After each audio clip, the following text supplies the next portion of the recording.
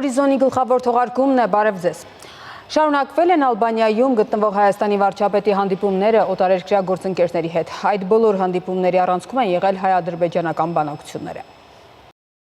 Ալբանիայի մայրաքաղաքում Հայաստանի Հանրապետության վարչապետը նաև Նիդերլանդների թագավորության վարչապետի հետ է հանդիպել։ Հենդրիկուս Վիլհելմուս Մարիաս Խոուֆը եւ Նիկոլ Փաշինյանն առանձնահատուկ ուշադրություն են դարձրել քաղաքական երկխոսության ակտիվացմանը, տնտեսական կապերի ընդլայնմանը եւ ժողովրդավարության ոլորտում համագործակցության խորացմանը։ Կողմերը մտքեր են փոխանակել Հայաստան-Եվրոպական միություն գործընկերության զարգացումների, ինչպես նաև Հայաստան-Ադրբեջան խաղաղության գործընթացի վերաբերյալ։ Վարչապետ Փաշինյանը ներկայացրել է Հայաստանի կառավարության խաղաղության խաչմերուկ նախաձեռնությունը, ընդգծելով դրա հնարավոր դրական ազդեցությունը տարածաշրջանային կայունության ու համագործակցության վրա։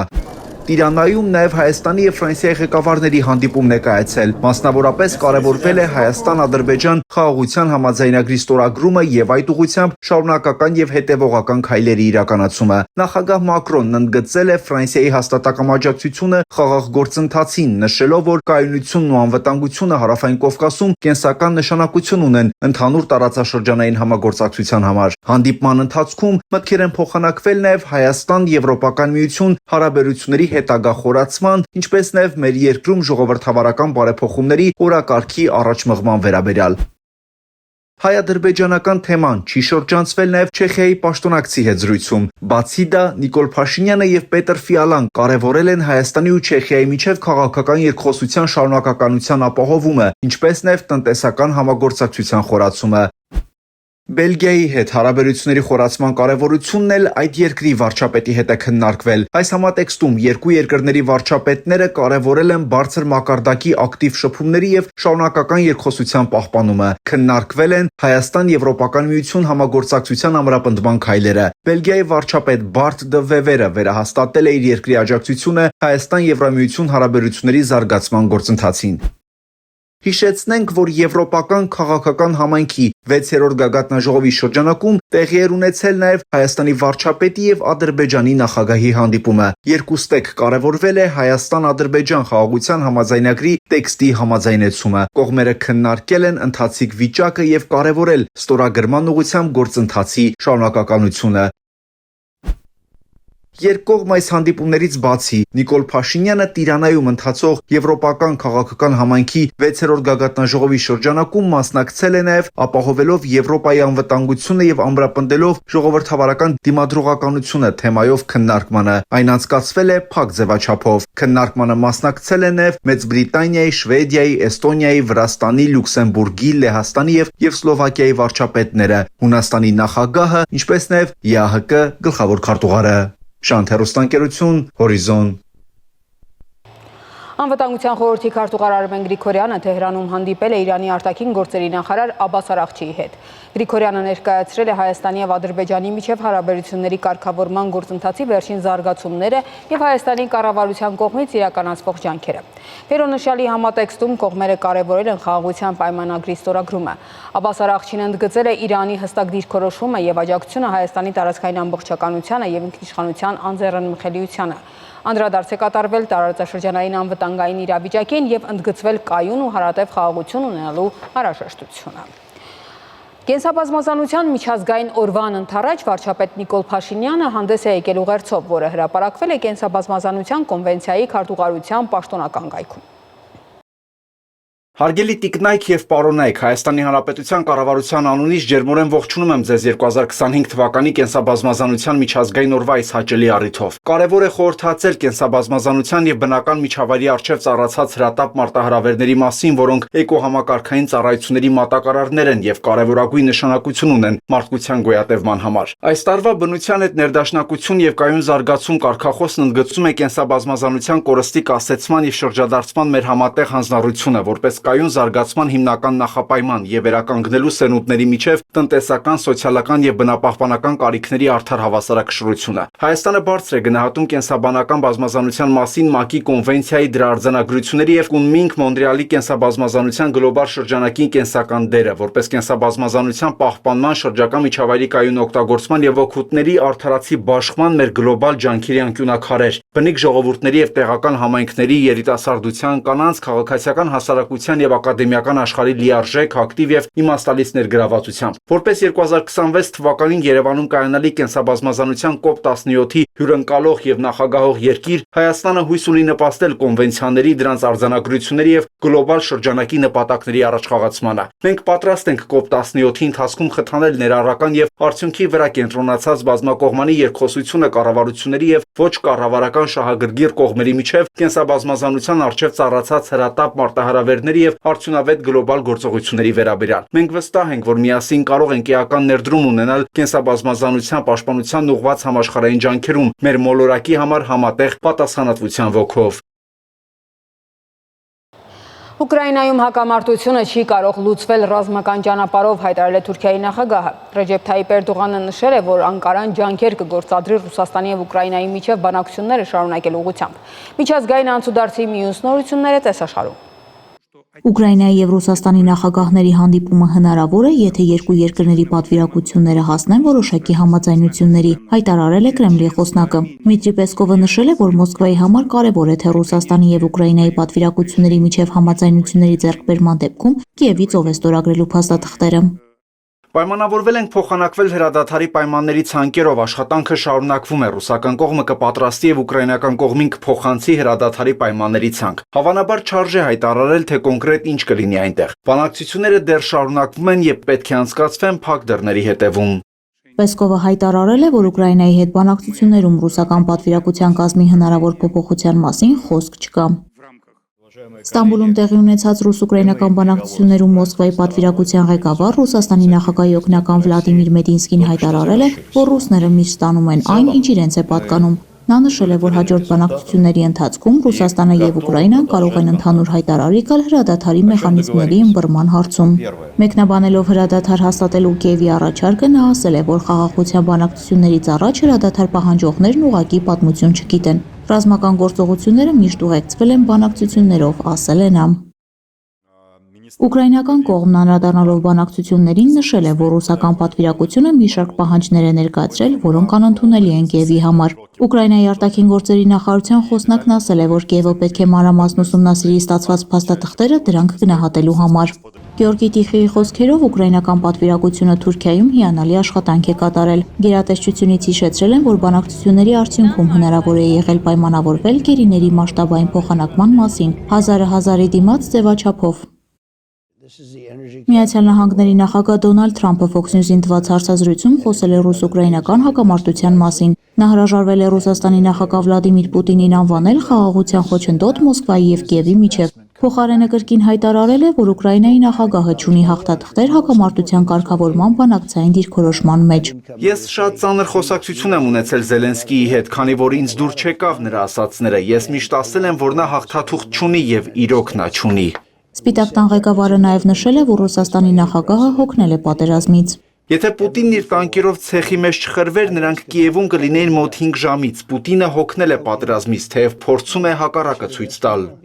ԱՄՆ նախագահը կրկին հայտարարել է Ռուսաստանի նախագահ Վլադիմիր Պուտինի հետ հանդիպում ունենալու իր պատրաստակամության մասին։ Դոնալդ Թրամփն ասել է, որ շատ լավ հարաբերություններ ունի Պուտինի հետ, սակայն նշել է, որ անհրաժեշտության դեպքում իրենից լավ ոչ ոք ճնշում չի գործադրում։ Թրամփն անդրադառնալով Գազայի հատվածում իրավիճակին տեղեկացրել է, որ աշխատանքներ են տարվում Համասի մոտ պահվող գերիներին վերադարձնելու ուղղությամբ։ ԱՄՆ նախագահը հույս է հայտնել, որ առաջիկա շաբաթներին լավ նորություններ կլինեն։ Սպիտակ տան առաջնորդը խոսել է նաև Իրանի միջուկային ծրագրից, նշելով, որ Վաշինգտոնը Թեհրանին առաջարկ է ներկայացրել միջուկային գործարքի վերաբերյալ։ Նրանք գիտեն, որ պետք է արագ գործեն, այլապես շատ վատ բան տեղի կունենա։ Թրամփը կրկին զգուշացրել է, որ թույլ չի տա Թեհրանին ձեռք բերել միջուկային զենք, նշելով, որ կնախընտրեր այս խնդիրը լուծել բանակցությունների սեղանի շուրջ։ Սա կարող է լուծվել ուժով կամ խաղաղ ճանապարհով, եւ ես նախընտրում եմ խաղաղ տարբերակը։ Նա համոզմունք է հայտնել, որ Թեհրանը ցանկանում է գործարք կնքել։ Իր հերթին Իրանի արտաքին գործերի նախարարը հայտարարել է, որ Թեհրանը միջուկային գործարքի վերաբերյալ գրավոր առաջարկ չի ստացել Վաշինգտոնից ոչ ուղղակիորեն, ոչ միջնորդների միջոցով։ Հիշեք իմ խոսքերը, չկա սցենար, որով Իրանը կհրաժարվի խաղաղ նպատակներով Ուրանը հարստացնելու իր դժվարությամբ ձեռք բերած իրավունքից, իրավունք, որից օգտվում են միջուկային զենքի չտարածման պայմանագրի մյուս անդամները։ Աբբաս Արաղչին նշել է, որ այն ուղերձները, որոնք իրենք ստանում են, շփոթեցնող եւ հակասական են։ Այնուամենայնիվ Իրանը շարունակում է վճռական եւ անկեղծ մնալ։ Հարգեք մեր իրավունքները եւ դադարեցրեք ձեր պատժամիջոցները, եւ մենք կունենանք համաձայնագիր։ Իրանական կողմը վստահեցրել է պատրաստ են առկա խնդիրները լուծել դիվանագիտության եւ երկխոսության միջոցով։ Անահիտ Հակոբյան, Հորիզոն։ Այսօր թանգարանային գիշեր է։ Առավոտից թանգարանների մուտքը ազատ է մինչև ուշ գիշեր։ Ինչպիսին էր առավոտյան իրավիճակը Երևանի թանգարաններում եւ արդյոք քաղաքացիները տեղյակ են օրվա մասին։ Այս մասին մեր հաջորդ ռեպորտաժում։ Այսօրվա մասին գերմանական մի խոսք կա, ասել է թե երբ արևը մայր է մտնում, թանգարանները նոր բացվում են։ Այսօր թանգարանային գիշեր է, 28 տարի առաջ Բեռլինում ծագած այս տոնը նպատակ ուներ մոտեցնել հանրությանը արվեստին եւ պատմությանը։ Հայաստանի թանգարաններն էլ այսօր մինչև կես գիշեր կլինեն բաց եւ անվճար այցելուների համար։ Այս տարվա թանգարանային գիշերը Հայաստանում հոբելյանական է։ Արդեն 20-րդ անգամ Այսյան այս օրը մեր երկրի թանգարանները բացում են իրենց դռները։ Թանգարանները բաց են առավոտյան ժամը 11-ից։ Այդ ժամերին արդեն թանգարանում կային այցելուներ։ Իհարկե ոչ բոլորն էին տեղյակ, որ այսօր թանգարան կարող են այցելել անվճար։ Հատկապես զբոսաշրջիկները տեղեկանալով անակնկալի եկան եւ շտապեցին այցելել թանգարաններ։ Հա, հենց թանգարանից ենք դուրս եկել։ Պատմության թանգարանում։ Չէ, տեղյակ չէի։ Ես չգիտեի, հրաշալի եք այցելել հենց մոտակա թանգարանը։ Ես Հայաստանից չեմ իմանում։ Ես Լոս Անջելեսից եմ։ Որոշեցի այսօր ինչքան հնարավոր է շատ թանգարան պատկերասրահներում գտնվեն կամ թանգարաններում։ Դե մատենադարան հաճույքով կգնայի, եղել եմ երիտասարդ ժամանակ։ Բայց հիմա օգտվելով առիթից ժամանակ որ գտնեմ անպայման կգնամ։ Փոքրուց պետք է զարգացնել երեխաներին ու ծանոթացնել արմատներին։ Այո, հենց դրա համար էլ եկել ենք, վայելում ենք այսօր։ Ամեն տարի համաեվրոպական տոնը կրում է մի խորագիր։ Այս տարվա թեման է թանգարանների ապագան արագ զարգացող համայնքներում։ Թանգարանները օրվա արդիվ ներկայացնում էին հատուկ ծրագրեր։ Հայաստանի պատմության թանգարանում ամեն ժամը մեկ անցկացվում է էքսկուրսիա տարբեր բարբառներով։ Ահա Արտաշեսյան արքայատողմի բարեփոխումներից մի դրվագ Վայոց ձորի բարբառով։ Ամենակարևոր բարեփոխումներից մինը արեց հողային բարեփոխումը։ Այդ սահմանակարերը, որը որ տրեց, որ դու չկաս ասես, էս իմն է, ես ասեմ, չէ, էս քոնն է, դու իմն է, էս քոնն է։ Օրվա վերջում էլ այցելուները կկարողանան ներկա գտնվել համերգային ծրագրի ազգային մոտիվներով ու անցնել հայոց պատմության լավագույն էջերով։ Համերգային ծրագրի շրջանակում հնչելու են պատմական Հայաստանի տարբեր գավառներից հավաքագրված երգեր, բայց ավելի ժամանակակից, այսպես լուծումներով, ժամանակակից կատարմամբ, որպեսզի հետաքրքիր լինի ինչպես երիտասարդ սերնդի համար, այնպես էլ ավելի ավագ սերնդի համար։ Եվ իհարկե ժամը 21:00-ին մեզ մոտ տեղի ունենալու մեր մշտական ցուցադրության հատվածի շատ կարևոր հատված վերաբացում, այն է անկախության վերականգնման ուղիներով 15-ից 18-րդ դար։ Բազմաթիվ այցելուներից ուշադրություն էին գրավում Հարսն ու Փեսան, որոնք որոշել էին իրենց օրվա մի մասը ավելի մշակութային դարձնել։ Ազգային պատկերասրահում ասեղ գցելու տեղ չկար։ Դպրոցականներ, զբոսաշրջիկներ, ուսանողներ ու պարզապես անհատ այցելուներ ուսումնասիրում էին հիանում, նկարվում ու խորհում։ Հրեշտակների, վերևում հրեշտակների ձեռքերը, որը այդ ձեռքերը հիմնականում նշանակում է ինչու համար, այդ էինք նայում, որ հասկանանք, եթե այս նկարը նկարագրում է երեխայի ծնունդը, ինչ են հրեշտակները, այդ հարցը տալիս Աստծուն ինչու համար։ Ձեռքերի վեր ուղված Ձևն է հետաքրքիր։ Սա Կոմիտասի սրինգն է, որով ստեղծագործել է։ Այս նկարում էլ Վարդապետն ու իր աշակերտներն են։ Նրանցից մեկն էլ Բարսեղ Կանաչյանն է, ով մշակել է Հայաստանի օրհներքի երաժշտությունը։ Այս ցուցադրությունն էլ ներկայացված է հատուկ թանգարանային օրերի առիթով։ Հայտնի է, որ սրինգը ազգային երաժշտական գործիք է իր ծագումով հայկական, եւ Կոմիտասը դրան նվիրված շատ հետաքրքիր երաժշտական ուսումնասիրությունների հոդված ունի։ Այդ հոդվածը ինքնագիր տարբերակով այստեղ եւս ցուցադրված է եւ Կոմիտասն ասում է, որ սրինգը նույն բլուլ կոչվող երաժշտական գործիքն է։ Արտաշատի համար մեկ դպրոցի աշակերտներն էլ ավարտել էին շրջայցը ու դուրս եկել թանգարանից, սակայն ոգևորությունը դեռ շարունակվում էր։ Միմյանց հետ կիսվում էին ստացած նոր տպավորություններով ու տեղեկություններով։ Շատ հետաքրքիր էր հնադարյան պատմությունները իմացանք մեր Հայաստանի։ Ինչ հետաքրքիր բան տեսար։ Առաջին կոշիկը, որը հայտնաբերվել էր աշխարհի ամենահին կոշիկն էր եղել, հստակ պատմվում էր Բագրատունյան թագավորության մասին, Վանի թագավորության մասին, պատմվում էր գինու մասին, որ առաջին խմիչքն է եղել գինին աշխարհում, Այբուբենի մասին, շատ հետաքրքիր էր եւ ուսուցողական։ Այս տարի թանգարանային է ոչ միայն գիշերը, այլ հանգստյան օրերը։ Վաղը թանգարանների միջազգային օրն է։ Թանգարանների մուտքը ցուցադրության ժամերին կրկին ազատ կլինի։ Իբրիսիմի Ավակյան, Հայկ Սուքյասյան, Հորիզոն։ Ավարտվեց հորիզոնի այս թողարկումը կարճատև դադար, որից հետո մենք կվերադառնանք այլ տեղեկատվությամբ։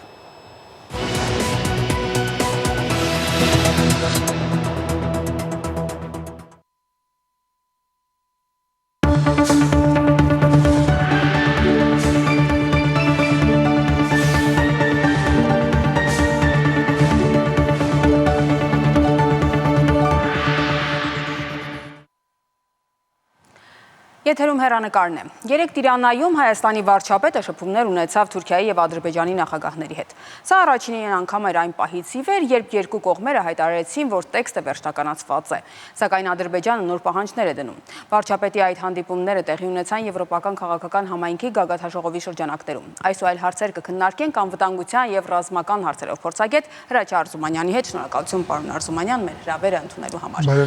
Կարծես թե եկել է մի տեղ, որտեղից շատ դժվար է առաջ գնալ կամ հետ գնալ, կամ կարծես կանգնած վիճակ է, ինչ պետք է փոխել։ Փոխել, հնարավորություն է փոխել ստեղծած վիճակը միայն հզորանալով, որովհետև երկու կողմերը ճիշտ եք ասում, չեն հրաժարվել իրենց մոտեցումներից, Ադրբեջանի մեջ են կանգնած ռուս-թուրքական դաշինքը մինչև հիմա մնում է ռազմական լուծումների կողմնակից եւ ռազմական գործիքը կօգտագործի Հայաստանի վրա ճնշում գործելով, որ ինքը նոր զիջումների գնա, այդտեղ փոփոխություններ չեն լինելով եւ հայկական կողմը ուրիշ ելք չունի, քան թե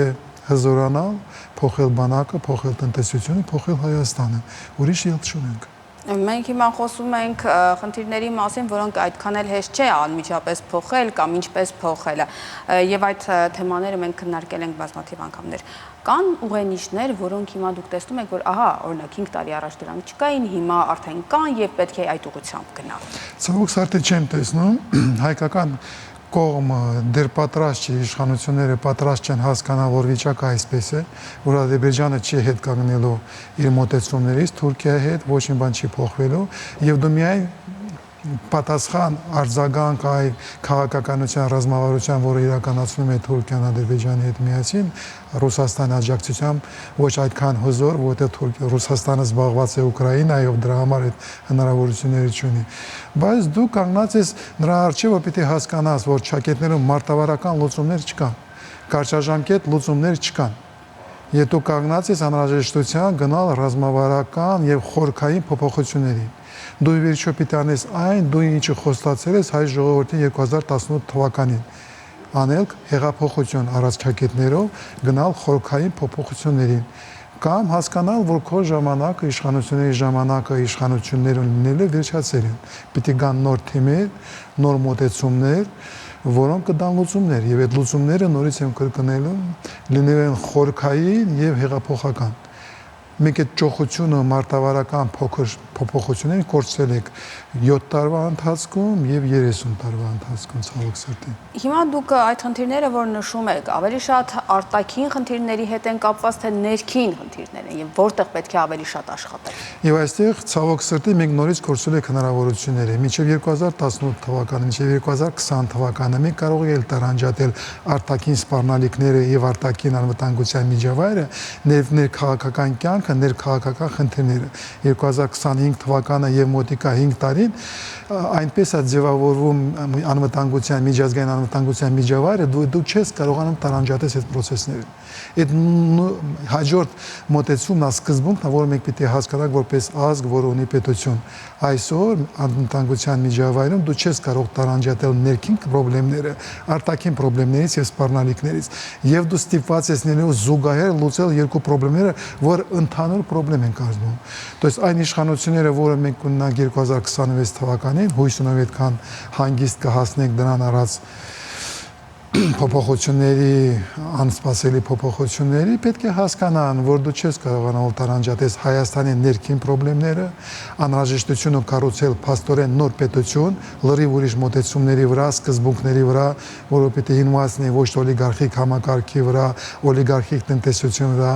որը պիտի ընկրված լինի եւ հիմնված լինի համապարփակ մոտեցումների եւ պաշտպանության անվտանգության համակարգի վրա, որպես սկզբունք եւ հիմնական կորիզներից մեկը եւ տնտեսությունը փոխված։ Դու որևէ խնդրեմ չես կարողանում լուծել արտաքին ոլորտում։ Հայաստանի արտաքին եւ ներքին սպառնալիքները եւ խնդիրները դարձել են միասնական եւ ցավոք սրտի դարձել են գոյատևական եւ գոյաբանական։ Հիմա գոյաբանական խնդիրների մասին եք ասում, կարծես աշխարհում չի մնացել մի տեղ, որ շատ կայուն է եւ հնարավոր է օրինակ սա օրինակ բերել։ Աշխարհը փոփոխությունների մեջ է, դուք ինչպես եք դա տեսնում։ Այո, եւ այստեղ Կրիստին շատ հետաքրքիր պետք է մենք այստեղ ինչ որ ձևով հեռանանք մեր յուրահատկությունից։ Մենք սովորել ենք մեծ եղերնից հետո նայել հայ ժողովրդին որպես յուրահատուկ երևույթ, որ ունի յուրահատուկ պատմություն ու յուրահատուկ ճանապարհը եւ ունի գոյաբանական եւ գոյաթևական սպառնալիքներ։ Բայց հիմա ձևավորվել է մի միջավայր, որտեղ նման գոյաբանական, գոյաթևանական սպառնալիքի առջև կանած են շատ պետություններ եւ ժողովուրդներ։ Նույն ձևի գոյաթևանական խնդրի առջև կանգնած ասենք Իրանը,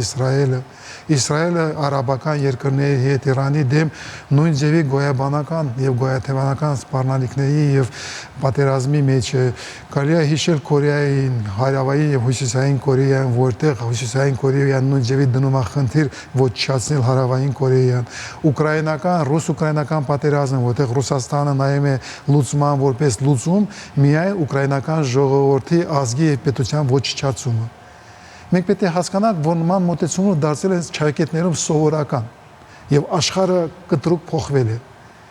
Եվ այստեղ մենք հնարավորություն ունենք նայել ոնց են լուծում այս խնդրի սպառնալիքի պատասխանը ոնց են տալիս մնացած ազգերը եւ պետությունները։ Եվ այստեղ կարելի է խոսել միայն լուծման մասին, որը կայուն է եւ տալիս է արդյունքներ։ Որպես պատասխան գոյաթևանական եւ գոյաբանական սպառնալիքի, որի առջև դու կանգնած ես որպես ազգ ժողովուրդ, պիտի լինի քո սրընթաց զարգացումը։ Դու պիտի թռիչքային զարգացում ապրես, որ կարողանաս տաս պատասխան նման սպառնալիքների։ Այդ ճանապարհով գնացել է Հարավային Կորեան, որը կարող է 50 տարվա ընթացքում կտրուկ փոխել իր հնարավորությունը եւ կարողացել է չեզոքացնել Հարավային Հյուսիսային Կորեան։ Իսրայելը նույն ճանապարհով 47 թվականից որպես պատասխան ընտրել է կառուցել այնպիսի պետություն, որը կարողանա չեզոքացնել նման ագրեսիա եւ նման սպառնալիքներ։ Իսրայելը անհասկանալի ճակատներում եւ հնարավորությունով զրընթաց զարգացել է։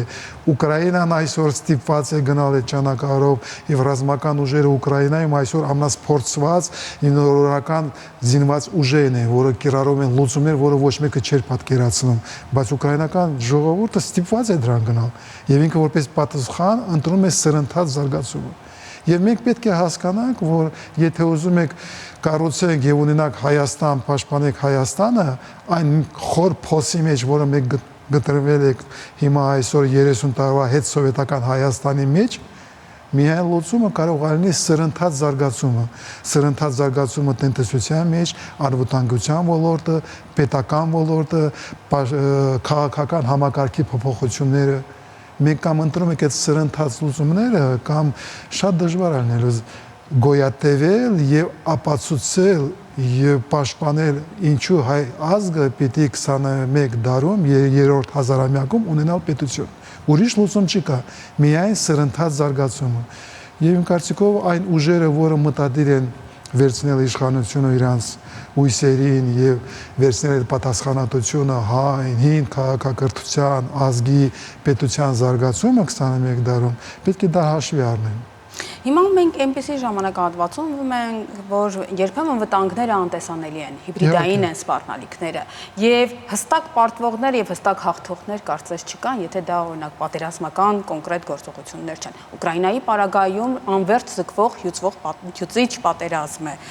Ի վերջո, որը պետք է լինի այն նպատակակետը, այդ ձեր ասած զարգացում, այ որը պետք է համարել այդ լավագույն կետը, որտեղ պետք է հասնել։ Այդ մյուս երրորդ սկզբունքն է, որը մենք պետք է հասկանանք դաս քաղերով մեր պատմությունից եւ ուրիշների մոտեցմամբ, նման կոնֆլիկտները, նման մենարտությունները վերջ չունեն։ Ուկրաինական, արաբական հարաբերությունները պատերազմը լինելու է միշտ։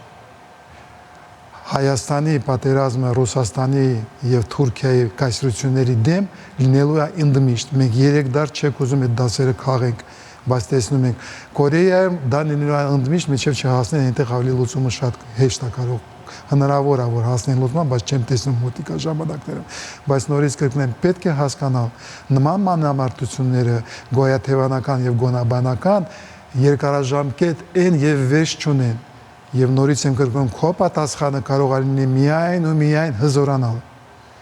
եւ հզորանալ սրընթաց տեմպերով։ Այս փոփոխվող միջավայրում անվտանգության ոլորտում դուք ասում եք, ուրիշ ելք ուղղակի չունես։ Եթե չես ընտրում այդ ճանապարհը, դու արդեն պարտվել ես։ Դրա համար հայկական իշխանությունները արդիական, եթե ուզում են իշխանությունը պահել, եւ նոր իշխանություններ ունեցող այն հասարակական ուժերը, որը այդքան խիզախ են, որ հայտարարում են, որ իրենք պատրաստ են վերցնել Հայաստանի ապագան իրանց հույսերի վրա, պետք է հասկանան։ Նորից եմ կրկնում, ռուս-թուրքական, ռուս-հայ-թուրքական, հայ-ադրբեջանական հարաբերությունների մենամարտությունը լինելու այն դմիշտ։ Դու պետք է կառուցես Հայաստանը, որ պիտի դա հասկանա եւ հզորանա, որ կարողանա այդ հարաբերությունները կառուցի։ Եվ եթե դա ընդունում ես, որ միջավայրում ուրիշ լուծում չկա, այն լուծումը, որ ընտրել է այսօրվա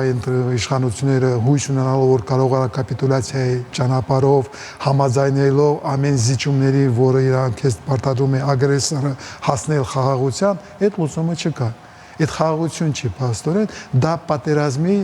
նոր վիճակ է, նոր սովորանակությունն է։ Պատերազմը դու կարող ես չզոքացնել, հասնել խաղաղության, միայն զարգանալով եւ հզորանալով։ Հիմա վերջին ամիսները նաև այնպիսին են, որ ավելի շատ է հնչում Թրամփի անունը։ Աշխարհը Թրամփից առաջ եւ Թրամփից հետո կարծես տարբեր է։ Եվ վերջին օրերին մենք տեսանք Թրամփի այցը Մերձավոր Արևելք եւ դա նույնիսկ պատմական համարեցին։ Ինչ փոխվեց Մերձավոր Արևելքում այդ ամենից հետո եւ ընդհանրապես Թրամփի ներդրումը աշխարհում այս պահին։ Շատ դժվար հարց է պատասխանել Քրիստիան, որովհետեւ այստեղ խնդրեմ է, Թրամփը խնդրեմ է, ինքը հայտարարել է, որ ես կանեմ այնպես, որ աշխարհի կղեկավարեմ ես։ Ես մի քիչ ծիծաղում եի ոնց կարող ալնի, բայց այսօր փաստորեն աշխարհում տիրում է եւ ղեկավարում է Թրամփը, աշխարհը կանգնած բոլոր գործերը ճակետներով թողնած, նայում են ինչ կասի Թրամփը եւ ոնց կձևավորվի Թրամփը։ Բայց իմ կարծիքով կամաց աշխարհը արդեն սովորում է այդ շոկը, որը մենք ունեցել ենք այս 100 օրվա ընթացքում, աշխարհը եւ մենք չենք կարողացել, բայց աշխարհը հաստատ կամաց հասկանում է ինչ է կատարվում, որ Թրամփը կլինի անկանխատեսելի։ Թրամփի խոսքերը շատ շուտ փոխվելու են։ Թրամփի ցանկությունը ունենալ գործարք եւ ինչ որ թուղթ ստորագրել, դա կլինի միշտ։ Եվ աշխարհը հասկանալու Թրամփի այս ոճը կամաց հարմարակերպվում է այդ մոտեցման։ Ինքը հասկանում է, որ Թրամփի խոսքերը վաղը կարող են փոխվել։ Թրամփի խոսքերին ուշադրություն եւ շոկի մեջ պետք չի մտնել։ Պետք է ուղղակի փորձել օգտագործել այդ Թրամփի ոճը, որ ինքը սիրում է ոսկին եւ սիրում է իրան գոյա, տենց աշխարհով մեկ գոյում են եւ այդպես արնելու եւ աշխարհը կամաց փորձում է հասկանալ ոնց կարելի է Թրամփին, այս ծիճի վիճակի Թրամփին տանել այն ճանապարհով, որ իրանց պետք է։ Ասենք Մեծ Բրիտանիան դա կարողացավ անեց, ստորագրեց գործարք եւ պահպանեց իր մոտեցումը։ Չինաստանը շատ խիստ կտրուկ ասեց ոչ եւ ասելով ոչ, հիմա ստացել է Թրամփից ինչ-որ փոխզիջումներ, ճակետներով են 150%-անոց բաները, տոկոսները հիմա իջել է եւ նորից սկսում են գործարքներ, խոսակցություններ եւ այլ։ Պետք է հաշվի առնել, որ աշխարհը այսպես ալնելու։ Այս աշխարհում գործարքի, ստորագրության, հայտարարության որևէ ուշադրություն տալ չի կարելի։ Դու կարող ես ունենալ պայման պիտի ունենաս քո սկզբունքները, քո ռազմավարությունը, քո երկար ճանապարհը, որով դու գնում ես, եւ այդ ճանապարհին ես ամեն ինչին վերաբերել որպես աղմուկ ճակետներով։ Այսօր կա, վաղը կարող է ուրիշ բան լինի։ Այս աշխարհում նորից եմ կրկնում պայմանավորվածությունների, ստորագրությունների, խոստությունների, գարանտիաների հավատալ իրավունք չունես։ Դու կարող ես հավատալ միայն քո հասարակության, քո ազգին, քո ներուժին։ Եվ այստեղ ես ցնում եմ շատ բարձ լուծում։ Ես դրա մասին երրորդ անգամ եմ այսօր խոսել։ Այս միջավայրում, այս պայմաններում դու ունես միայն մի հատ ելք հզորանալ, հիմնվելով քո հնարավորությունների վրա, լինել եւ դառնալ հայակենտրոն։ Երբ հայ ժողովուրդը, հայ ազգի ներուժը միայն կորիզն է, միայն հիմքն է, որի վրա դու կարող ես հնարավորությունից հիմնվել, մնացածը կլինի փոփոխվող եւ անսպասելի փոփոխող։ Այդ պոտենցիալը կա ներսում։ Հայաստանը հայ ազգը որպես գլոբալ երևույթ, որպես քաղաքակրթություն ունի ահռելի ներուժ։ Երբ ես կարդալով փորձելով հասկանալ ինչ կա աշխարհում, տեսնում ես ինչ մակարդակի վրա եւ ինչ հայ ազգանավորություններ ունենք, որը կարող են եւ հույսով են, որ կարող են եւ կօգնեն Հայաստանին հզորանալ, ես ուղղակի ապշում եմ։ Մենք ունենք ահռելի ներուժ։ Ուղղակի հարցը նրա մեջ է, ոնց է մենք այդ ներուժը հավաքում, ոնց են կենտրոնացնում Հայաստանի վրա, որ կարողանանք օգտագործել եւ այստեղ ծնում է մի ուրիշ խորքային խնդրեմ։ Մենք պիտի ձևափոխենք եւ նորից ձևավորենք ինչ եք հասկանում Հայաստանի տակ 21 դարում։ Որտեղ հետ սովետական Հայաստանը, որ մենք 88-ից մինչև 20-23 մինչև այսօր մեջ ապրում ենք, Պետսովետական Հայաստանում փաստորեն հայկական լուծումներ չունենք, հայ ազգի լուծումներ չունենք։ Այստեղ բոլորը պարտվական է։ Հետսովետական Հայաստանի շրջանակը կառուցված է Հայաստանի պարտության համար։ Եվ դրա համար մենք պետք է հասկանանք ի վերջո 21 դարում ինչ Հայաստան է կառուցում։ Եվ խնդիրը ավելի դժվար է, որովհետև աշխարհը զարգանում է ուղղության, երբ քաղաքակրթություններն են մենամարտության մեջ մտնում։ Եվ դրա համար դու պիտի հիշես, որ դու քաղաքակրթություն ես։ Այդ ժամանակ դու պիտի պատրաստ ես ժամանակի շրջանակը ոչ թե դարով չափես, բայց արդեն չափես հազարամյակներով։ Եվ հայ ազգի արժև այն անձնավորությունների, որը ինքան մեծ համարձակություն ունեն, որ պատրաստ են դառնալ հայկական վերնախավ 21 դարում 3 հազարամյակներում, պարտավոր են ձևավորել ինչ են իրանք հասկանում Հայաստանի տակ 21 դարում 3 հազարամյակներում։ Ինչ է Հայաստանը պատմության մեջ մենք ունենք հզոր անձնավորություններ, հզոր անցած ճանապարհեր, Մեսրոպ Մաշտոց, Տիգրան Մեծը իր ժամանակին պատասխանները տվել են եւ մենք ունեցել ենք հնարավորություն հասնել 3 հազարամյակ, բայց հիմա մենք որպես ազգ պարտավոր ենք նորից ձևավորել պատասխան, տալ նոր ձև Հայաստանին։ Այդ հին ձևերը, որը մենք ունեցել ենք 20 դարում, 21 դարի սկզբում, իրանք չեն աշխատում։ Դու պարտավոր ես փոխել արվինչը։ Շնորհակալություն պարոն Արզումանյան, ես հիշեցնեմ իմ զրուցակիցը անվտանգության հարցերով փորձագետ Հրաչյա Արզումանյանն էր։